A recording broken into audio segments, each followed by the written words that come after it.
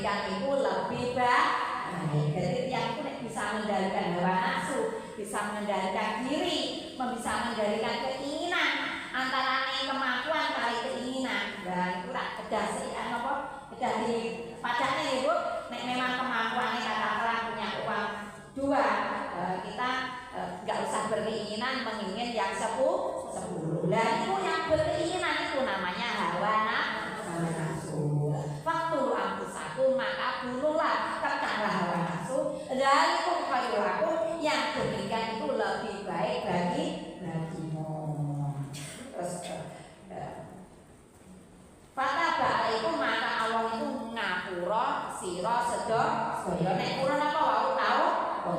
Inna wa tawwabur sesungguhnya Allah itu penerima tobat. Seberapa pun dosanya manusia, namanya sedaya itu ada dosa lan salah nggih, tapi Allah ngajurne tobat. Inna wa tawwabur sesungguhnya Allah itu zat ingkang napa penerima tobat. Apa dosa nih ibaratnya sak apa untuk segera nek tiyang niku purun tobat, nah insyaallah di ngapura dening Allah. Karena Allah Ar-Rahim, Maha Welas Asih.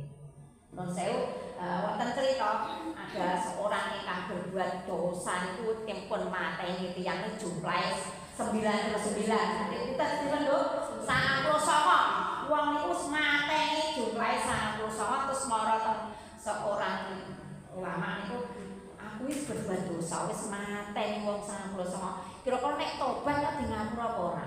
Lah tiyang wong matur, dosa sakmono akeh ya ora di ngapura. Lah kata dek rumah saputus asa sing berbuat dosa. Langsung tiyang ingkang matur wau dipareni pisan. Dadi genep pinten, Bu? 100. Terus akhirnya mateni wong 100 terus mara seorang alim matur, "Hei, seorang alim, saya itu sudah membunuh orang 100. Kira-kira nek tobat di ngapura napa mboten?" Terus diaturi nek sampean tobat di ngapura dening Gusti Allah. Karena innahu wat tawwabur rahim. Allah itu Maha penerima tobat dan Maha welas asih. Lah ngoten diterima tobat dening Allah dhek lega nek dosane di ngapura. Lah pas niku badhe berbuat kebaikan niku mlaku sing mlampah. Terus akhirnya dalam